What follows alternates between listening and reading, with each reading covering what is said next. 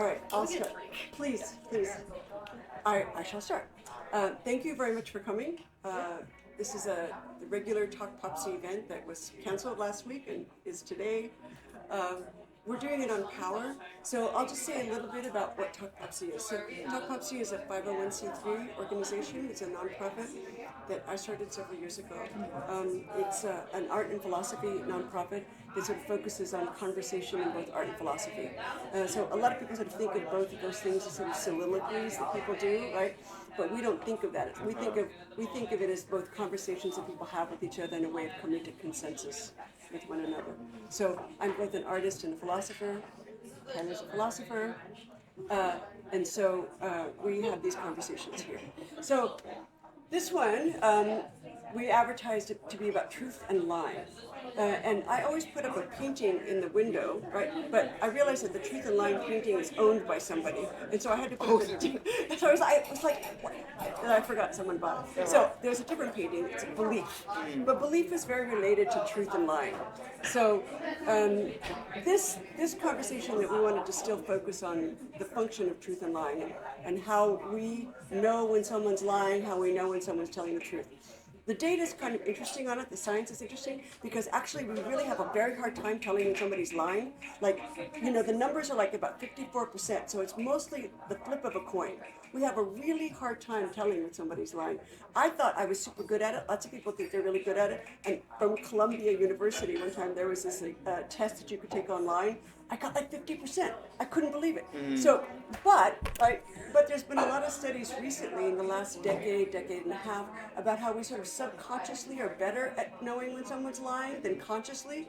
And there's a bunch of different reasons for it. Like one is that a lot of when we consciously are determining something, we're kind of doing a top-down analysis, where we have a couple of things that we're looking for. Are they averting our glance? Are they blinking? Are they looking down? These little things like that. People tend to think that if somebody's really pretty, for example, they're more likely to tell the truth. We think that, right? We think these things. We have these biases, right? If somebody's got a really deformed face, they're more likely to be lying. We think these things. So the top-down mechanisms aren't good. Another really interesting reason why we're not very good at consciously telling when someone's lying is because consciously, you're kind of like overloaded with a bunch of cognitive processes when you're consciously focusing on something. You're focusing on the tone of voice, you're focusing on the speed at which they're doing it, you're focusing on their bodily gestures, and then you're also focusing on the content of what they're saying to see if it's plausible. Our minds can't do a whole bunch of parallel things consciously at one time, sort of a conscious cognitive overload, but we can process much more unconsciously, subconsciously.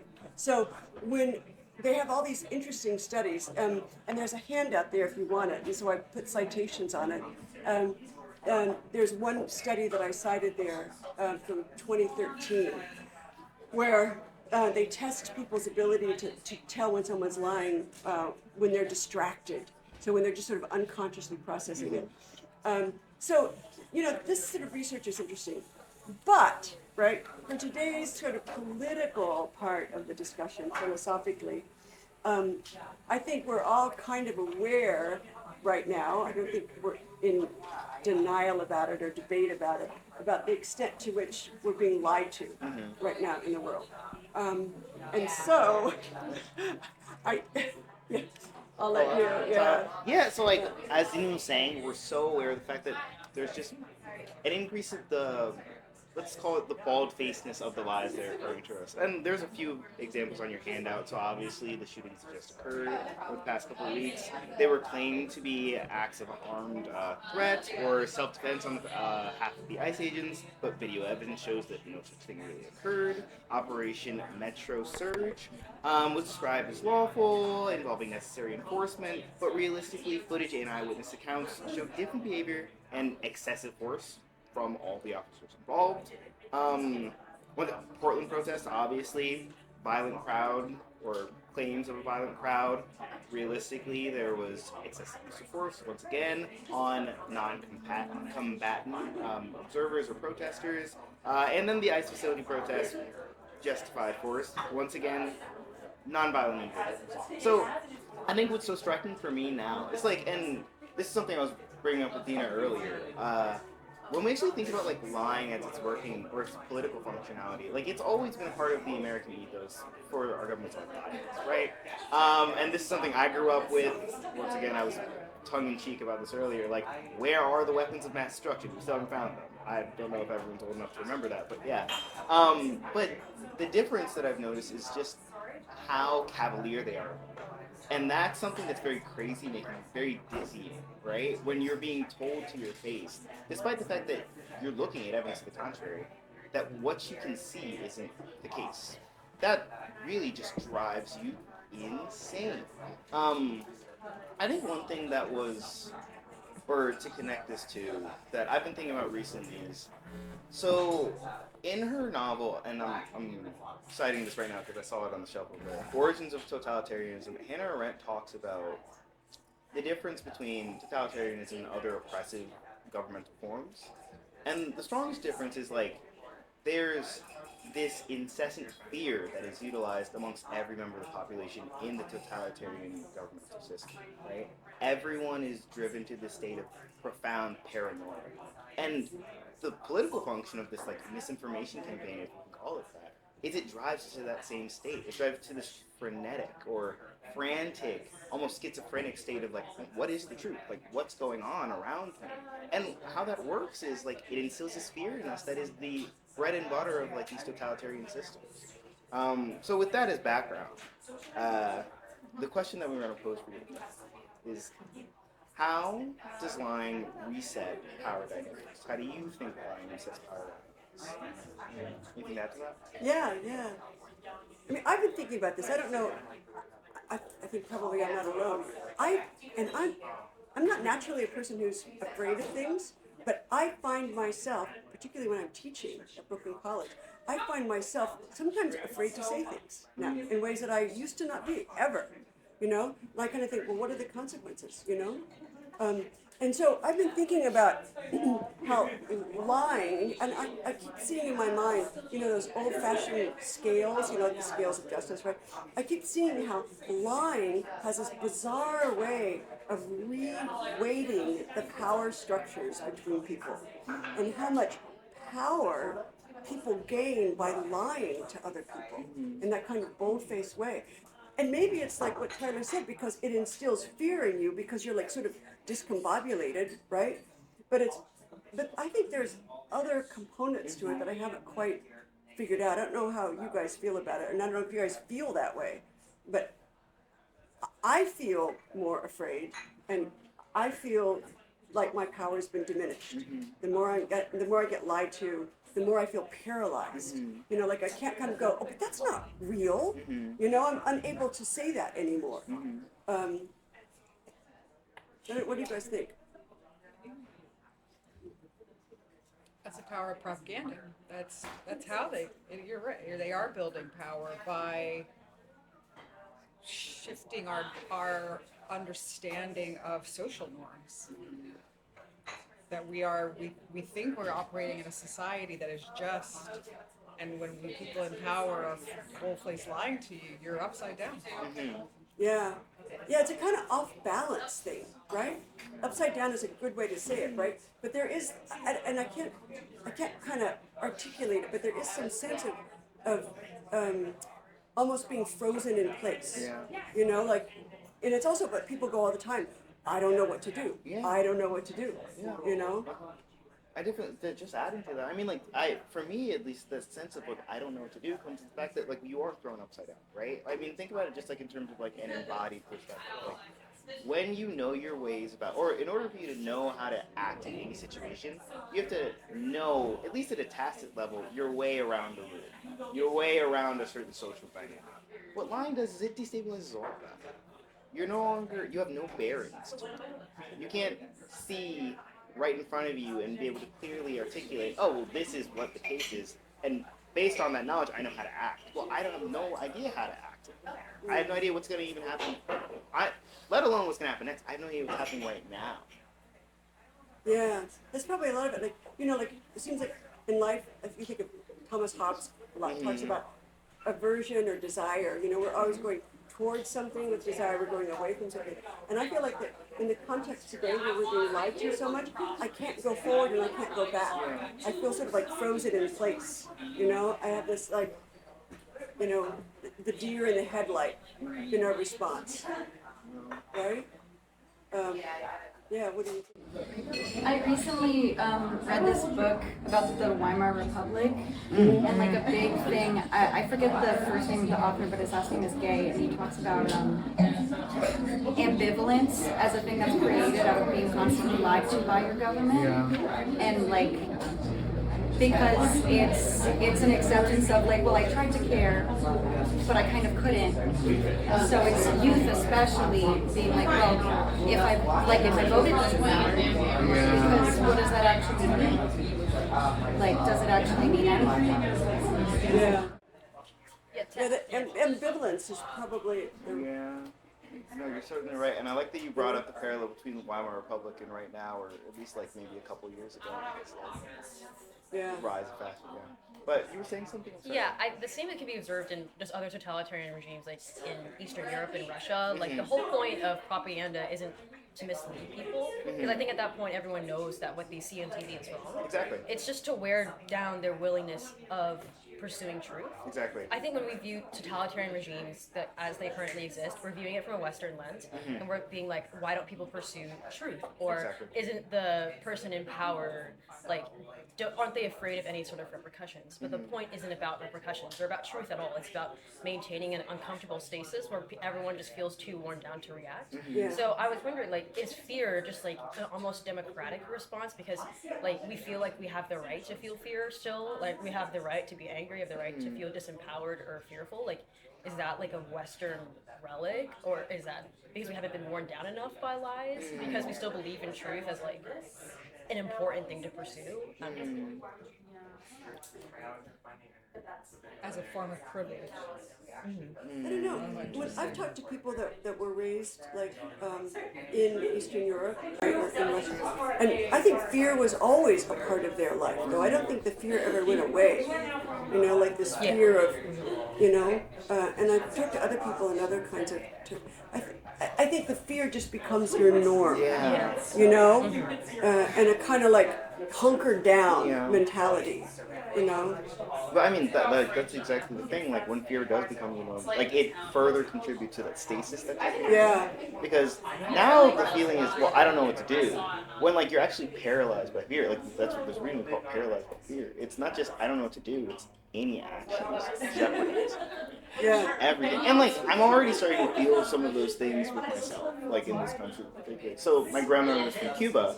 It's been a dream of mine for years to go to Cuba. Now I would not step foot in Cuba. Like that just seems terrifying to me because I would go and then I'd come back and I'm on a list like immediately. Like that is the genuine fear that I have. I mean, like we can talk about how rational or unrational it is at this particular point in history, but like it's already like building inside of me. Yeah. You know, I was just in Ghana 2 weeks ago because I was giving a lecture on my new book.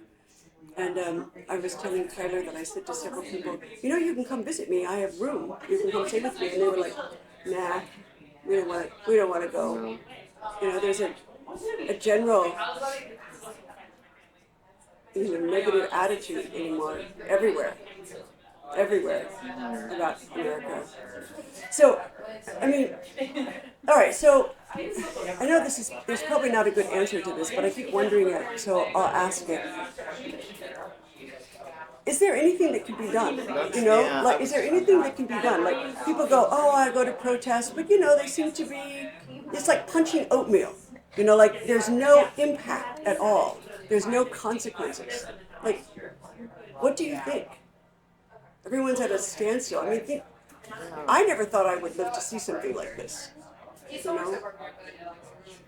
So I think there's a lot to think about. So like I think in terms of like just the question, like in terms of like fighting back this misinformation campaign, I actually have no idea, because when you really think about it, what is the alternative? Holding everyone, any piece of information you get, to this standard of unquestionable like rational, idealistic like criteria. Like, is that what we want? Like, we want everyone to be that type of microscopically aware of the sources of all the information. I mean, realistically, potentially, but also it's like I don't know if that's even a possibility. I mean, when we look at like our best science, like that's not how our best science works, right? Like our best science doesn't work off of proofs; it works off of inference to the best explanation.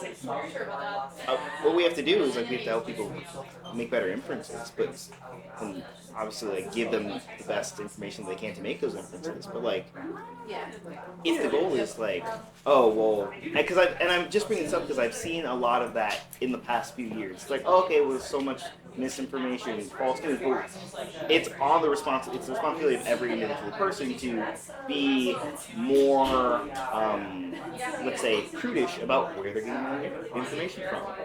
But I don't think that that is a solution because you can utilize your rational capacities to the same degrees as the best scientists, and whatever information you're being fed, like you're still making inferences. Yeah, I don't know. I mean, there's a couple different things here, so let me sort of sort them out.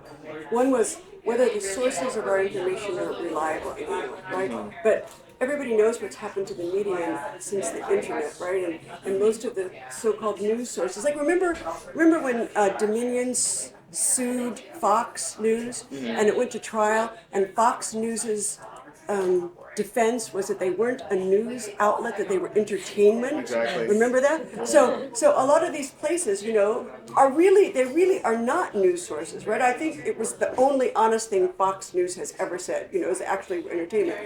But I think that that's kind of what happened that for so many news outlets, right? Their function now is just to rile people up, because that's the only way they can make money if people get riled up, right? And so you don't really, so that's one thing. So you don't really have the kind of reliable news sources that we had 50 years ago or whatever, right? That's kind of one problem. But the other problem, I think, is a separate problem, which is people's cognitive ability to discern the difference between truth and lies. And I think, in fact, people don't really particularly care enormously in America anymore. I think that what's happened is people care more about belonging to a certain group of people that they define by being in opposition to another group of people. So it's more about clubbish ownership than it is about ascertaining the truth. That's a deeper, more profound problem, right? Because now all you've got is like gangs of people who hate each other and are getting riled up against each other. So that's a much worse problem than the media problem not giving us the truth. Because now you've got a problem, people don't really care what the truth is. They just care about whether or not they're passionately hating the other side. So I actually don't know how that problem gets solved. I know that's I have a more optimistic view. I hope so. I don't think we were ever meant to get so much information from other sources, and that we may be on our way to returning to what is true to humanity, which is community care and sharing, to the point of what you're saying about not being able to tell when someone is true. You can tell usually when you're in person with someone based on body language and you're in community. What if we were just meant to be smaller tribes and communities of people and not big, huge Democrats versus Republicans, but instead we start sharing information in mutual aid and in community care as the antidote to this, which is actually probably how we should have been to begin with. So I tend to agree with you on that point. It's like more small scale, bottom up versus top down community organization. And this is actually a conversation I've had with a lot of friends of mine, which is, so we're at a certain point in the progression of things where we've let this behemoth grow. And if we want to call the behemoth a social structure that no longer seems to have any type of connection with the individuals that make it up, we've let it grow to, just to give an example, it's like, does anyone know what the Tao means? What is that? I'm sure someone does, but like that's just an example, right? So we're at this point where it seems as though we're not facing a collection of individuals, we're facing a whole societal structure. How do we make the transition from, all right, well, now we have this big boogeyman over here that doesn't seem to be composed of any one person? I mean, there seems to be a face on it right now. Like, we can use the T word if we use the T word. Like, and his face is attached to it, but it seems to be like a large societal structure that backs him and like gives him the power to do enact those things. So if the goal is we want small scale community organization, how do we get there? I mean, that's more an open question than anything. And because I am of the general opinion, like, yeah, small scale community organization is like the way forward. Actually supporting each other, being able to look someone in the eye. I mean, we said like, oh wow, it's so much easier to discern truth from falsity, like when you're looking someone in the eye, because subconsciously, well, it's like if our organizations are such that we are just looking each other in the eye, that's at least 1 foot forward. Yeah. I mean, actually, talkPOPc's started, and kind of what we generally do is one-to-one conversations, right? Because, you know, our point of view is that that's when people really relate to each other in one-to-one conversations. And so that's often what we do. You know, we set up a tent and we do it like that. So I'm in favor of that, but I'm not so sure if that's really the solution. I'm not so sure, because the kind of scaling that happens as a consequence of our technology is a kind of scaling that we can't walk away from. You know, the internet is now, it's not, you know, we have a global economy. Yeah. That was, you know, decades ago, right? And then the internet and all of that has just made it more. So a lot of our information then is disseminated to large numbers of people, right? And so large numbers of people have to come to consensus. I don't know. I did a talkPOPc's conversation a couple of weeks ago in Ghana with a man named Richmond Kvesi, and he's a professor of philosophy at the University of Ghana. And we don't have it posted on the podcast yet, but we will, and you guys should listen to it because he was just brilliant, right? And he talks about the difference between he has two different scenarios. One is where we're coming to meet each other and we're trying to come to consensus so that we can do action. And he wasn't actually in favor of that. And he said instead he was sort of trying to argue for coming, not necessarily to come to consensus for action, but to come to a group where you're aware of the other side's point of view. So it's more like you're not coming to agree and to force an agreement, but you're coming to genuinely listen to the other side so that you can sort of empathetically more understand the other side. And so he was trying to sort of articulate this model for political and community organization. And I think he's generally right, you know, that democracies tend to sort of force this consensus that is geared toward compromise and action. And then what happens then in that situation is that people tend to get more rigidly opposed to one another. And I think that what he's trying to do, and I asked him on that, like, is this sort of tied into the tradition in the African tradition of like truth and reconciliation, you know, that whole process? And he said, to a certain extent, you know, it was, you know, to the idea of like listening genuinely to the other side. And I think that it's probably that we need to sort of focus on, is actually listening to the other side, which I think is at the core of what you're talking about with smaller community, right?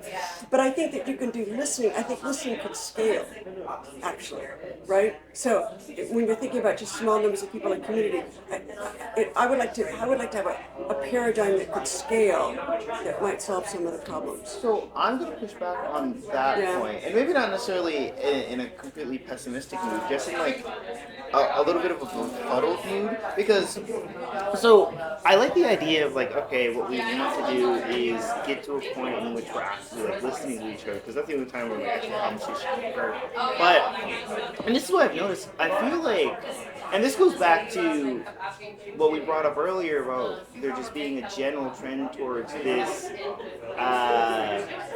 disinterestedness towards truth, this like despondency towards truth, right? I think a lot of more often than not, I would venture to say like 99% of the time, people actually don't know what their side is, or like and let me clarify. They know what side of a line they're on, right? Yeah. They don't know what the actual premise is. Oh, yeah, of course. Yeah, not course. even the premises. They don't The even arguments. the arguments, Yeah, or they even don't. like the conclusion. Yeah. Right? Like they don't. They just stand by a flag. Yeah. And that's it.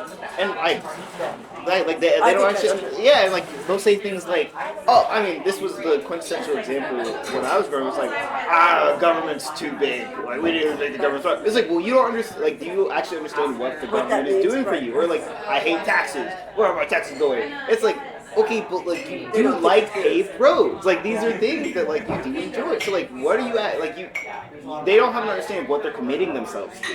So it's like how can I have a conversation with you? Because I'm telling you this is what's happening. And I think like this is how a lot of political discussions, not even just like between left and right, but also like between members of the left like happen. Yeah. Which is I'm telling you, this is what you're committed to. And they're like, no way I'm committed to that. You're committed to this. No way I'm committed to that. And they're just talking past each other. Then they spend hours yelling at each other. And think about how infuriating that makes the receiver of that. You're telling me I believe something that I don't. Stop. And well, realistically, you do believe that, or like you believe the premises that will lead to that conclusion. You don't know that you believe that conclusion, but you do. Like that's the tough part. Yeah, I think that's a logic problem. That's right? a lot, but I think it also just goes into like the state of education. It's like people aren't drawn to actually understanding what they're committing themselves to on a daily basis. Yeah. Well, because they're lied to. Look at that full circle. Yeah, you're right. Yeah. I mean, and no, you're certainly right. Like, I mean, if they were put in a position where they actually know what they're committing themselves to, it would make it harder to, one, lie to them, and two, enforce the nefarious political actions that keep them in positions of oppression. I think what precedes the like honest one-to-one conversation is when the need to belong to your group and to feel like you're a part of a community eventually hinders your own ability to function in like the world. Like for example, I don't know if you heard about like Ashley St. Clair like turning liberal recently. And she like went on a bunch of liberal podcasts talking about how she denounces basically all of her conservative like rhetoric, and she's actually done a lot of impressive things to like take accountability for that. But like what she was saying, like the whole reason why she was in that party for so long is because she was given a platform to like talk at crowds, and she felt important, and she felt like people listened to her. She felt like she was in an in-group. But then when the beliefs of said in-group like erode your ability to be in that in-group, because now she is a single mom, and that is like very much against like her party, right? Her party's beliefs.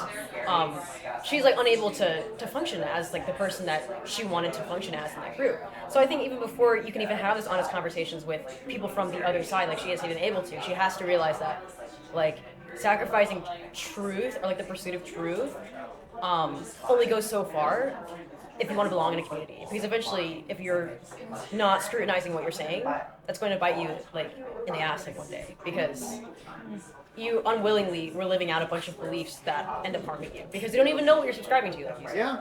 So I feel like maybe it's just optimistic, but I feel like not pursuing truth because you want to belong is probably going to hurt you even faster than just like not talking to people honestly will. And like that will make you have more honest conversations. Well, I think now we're dealing with a social psychological problem, like quasi anthropological problem, which is like humans want, like one of our fundamental urges is we want to belong somewhere to something. Like I want to be a part of a group, and like that's why isolation is the silent killer. I mean, you can even look at like just medical records, like people that live lonely lives die quicker. I mean, let alone do they feel bad, but like an urge that we all feel is to belong somewhere. So like what we're trying to do is we're trying to push people against a very human urge, which is I want to belong somewhere. But you need to use your actual head to sort out like where ought you belong. Like what's the best place for you to be? Is this the place that you want to be? Is this somewhere that actually accepts you or not? It's difficult. I mean, because like it's realistically, it's like. Well, maybe what's happened is that, that kind of evolutionary need for us to belong to a small group of people has been eroded as technology has grown, right, and as the scaling has occurred. And maybe the sort of compensation for that danger of that erosion is to believe more vehemently in concert with the larger group, but to believe more vehemently in concert with the larger group means to believe more simplistically, Yes. right? And to believe more simplistically then means that you then are more willing to avoid both understanding the argument and caring about truth. Yeah. So maybe maybe it's a weird kind of moment in history where we've gone from what we've done for millions of years into doing something else that we don't quite know how to. I don't know. The thought just occurred to me, but I don't know if that's right.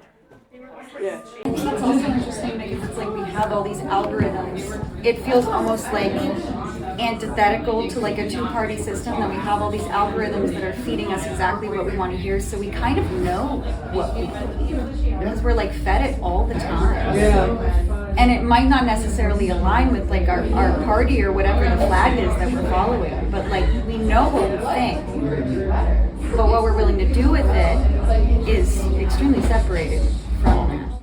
Yeah, no, I fully agree. I mean, like, was it T. Nguyen? Like, he wrote about like epistemic bubbles, like how we're constantly following, like, basically our structure or the structure of our common everyday occurrences make it so that both in real life and online, make it so that we more often than not are never going to hear like an unbiased take on any perspective. Like, we are just being fed what we want to hear, because like based off of your party lines, you listen to a certain news channel or you listen to another news channel. Or maybe if you want to be more informed, you're listening to a third, like, independent news channel that might be from another country. Based on your party lines, or even based off the people that you hang out with. You're going to be hearing about what social system is the best. You're going to be hearing about, like, what the welfare state looks like, how that's been good for the world, how that's been bad for the world. Yeah, we all have our own little epistemic bubbles. I mean, like, so, Yeah. I mean, I live in, like, border Bushwick, Bed-Stuy. All the people that I'm around are, like, obviously people that share most of the opinions that I have. Yeah. It's like, I live in New York. I very rarely encounter someone that, like, actually has, like, an incredibly backward view of things. Why? Because I've surrounded myself with people that don't have that. And in a certain, like, way, I'm from Florida. When I go home, it's almost, I mean, it's not refreshing, but it's almost like it's like water hitting your face, because you're just like, oh, this is the realities of this country.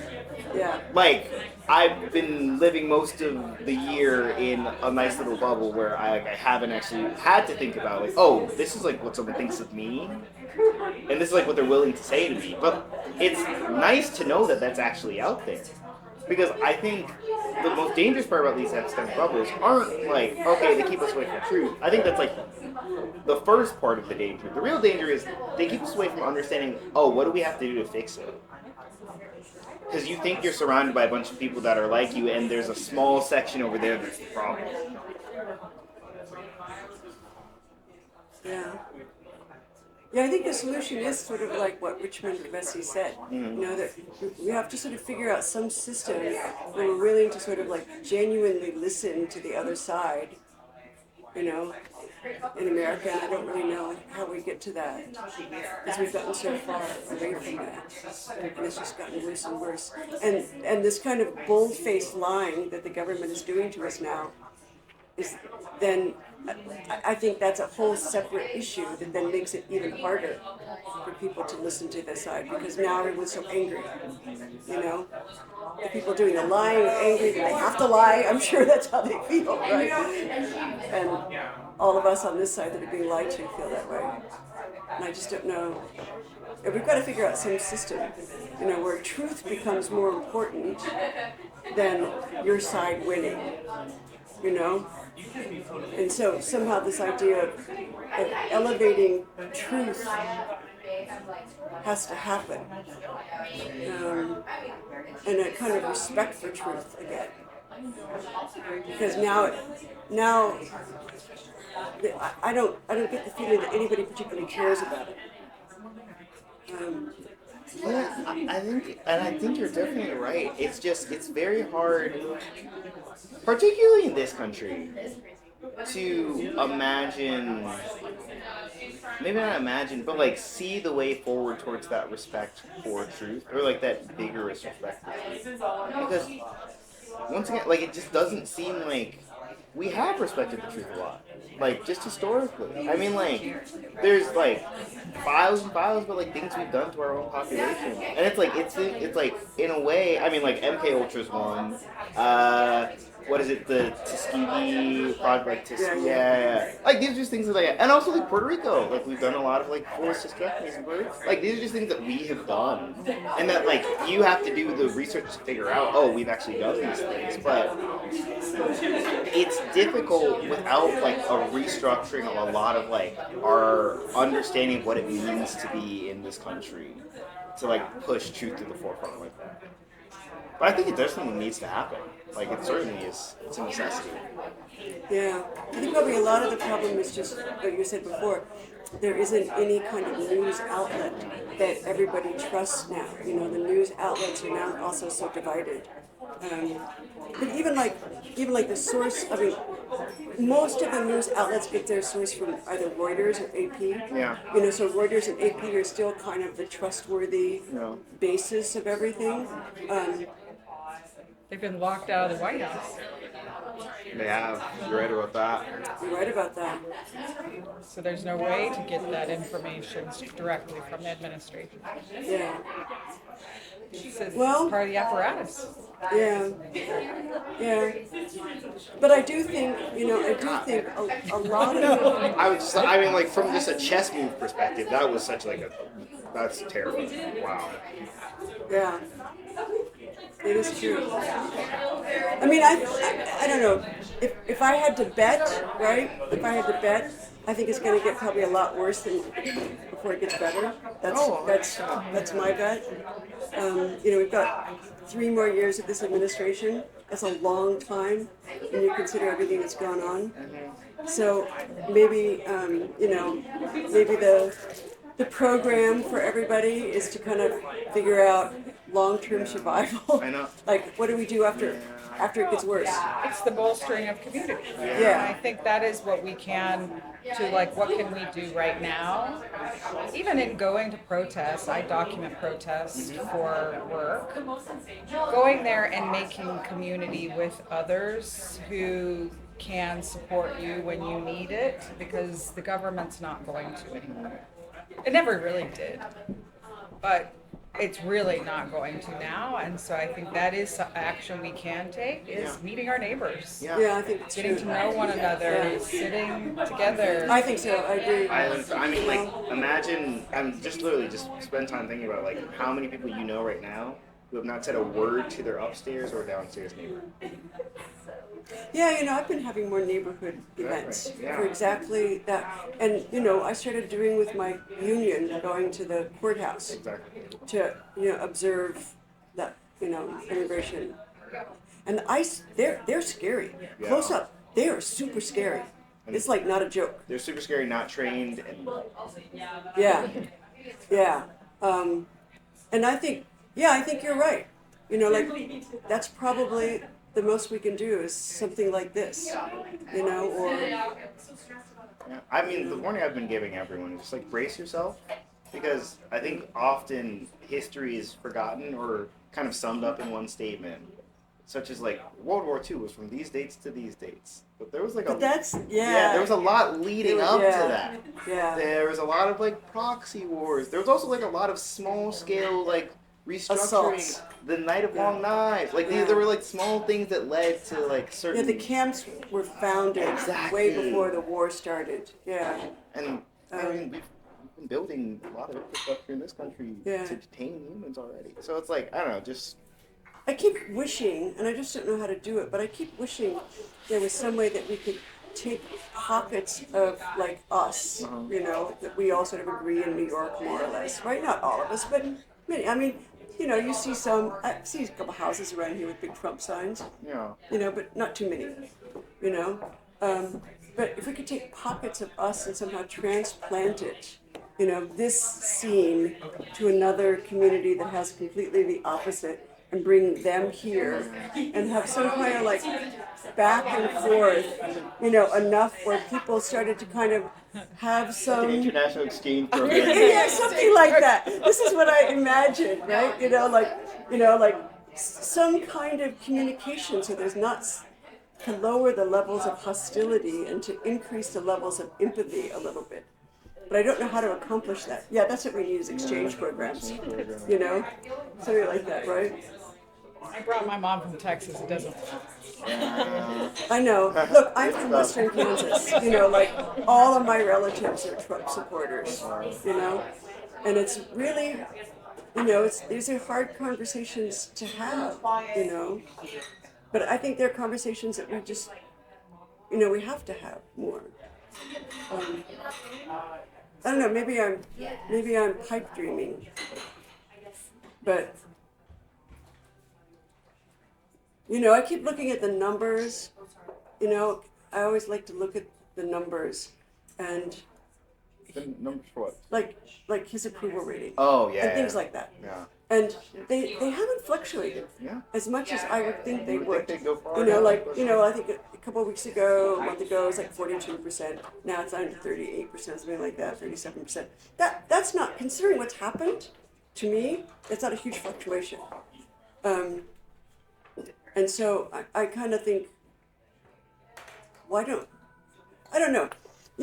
I'll tell you a story. I was friends with somebody who was the editor of the Wall Street Journal, right? I have conservative friends. I used to, right? And I was invited to go in 2017 to the American Enterprise Institute, which is very conservative. Big fancy dinner, right? And it was right after Trump got elected the first time. And there was this hedge fund guy who stood up in front of everybody and he goes, "You don't understand about Trump." He goes, he's not supportive of free trade, and he's not supportive of the rule of law. And I looked around and nobody blinked. Nobody cared at all about the rule of law. And I'm like, this is the most important thing we've got is the rule of law. And he said, and I loved his phrase. He goes, "I'm speaking to the powers of the pen and the powers of the purse in this room." And it was really true. It was the powers of the pen and the powers of the purse, and nobody cared. The rule of law was under assault. And I was like, holy shit, we're in for a really hard ride here. And it's been true. It has come to pass. Nobody cares about the rule of law, just like nobody cares about truth. And That room is focused on short-term gains. Yeah. That room was focused on shareholder maximization. for the purse people, but the pen people, they don't care either. Well, I mean, who butters their bread? Yeah, who butters their bread? Yeah. The purse people.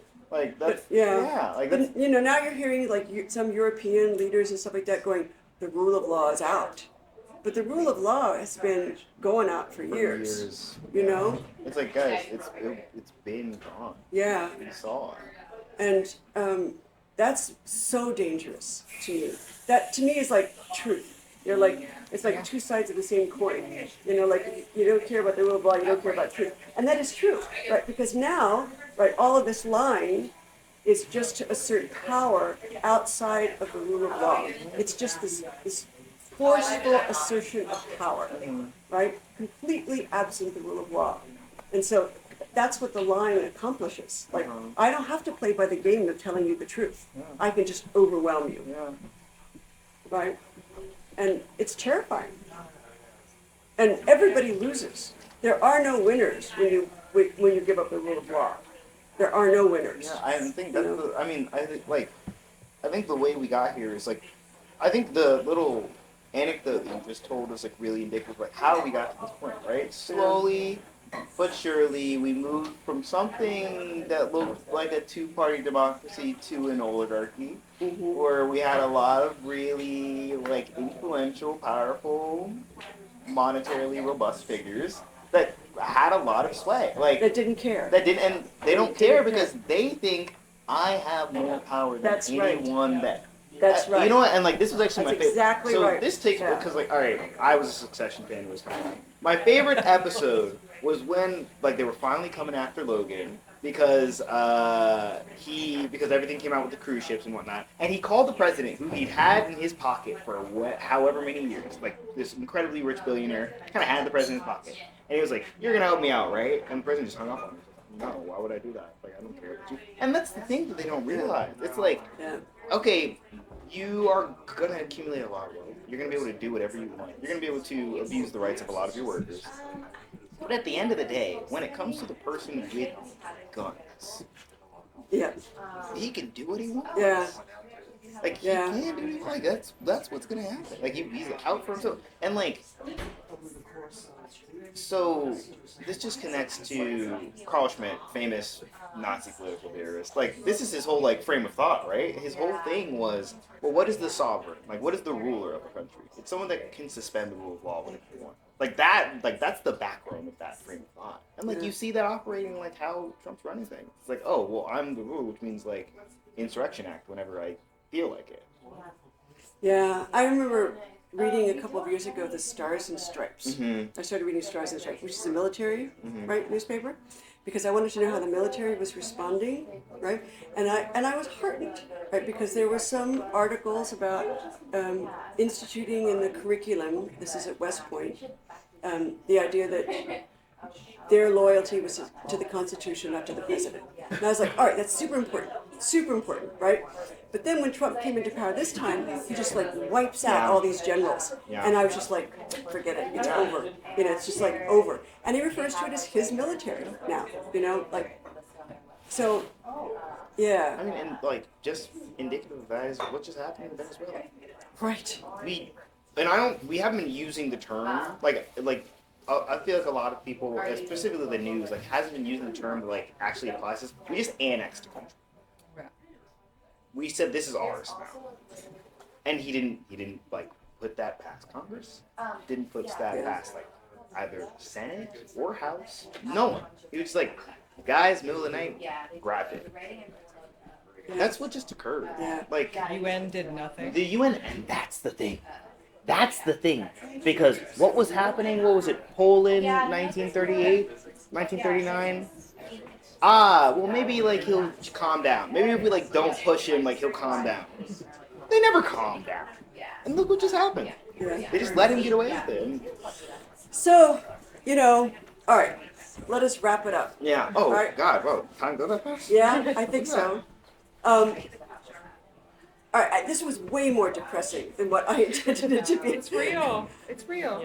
I feel like I apologize, right? Because I should have some sort of happy ending. Okay, and this is how we solve the problem. But I think you're probably right. The way that we solve the problem is it's very gradual. We sort of learn to take care of the people closest to us. We start to care. And I think we also have to sort of be a little bit more concerned about, thank you, the role of truth in our lives. And care more about the difference between lies and truth and our own ability to discern the difference in ourselves. But I feel like what I should do is say, and now we need to have a party. Because, now we need to have a real sort of party. So, all right, so let's plan a party. So we do this normally at the last Sunday of every month, right?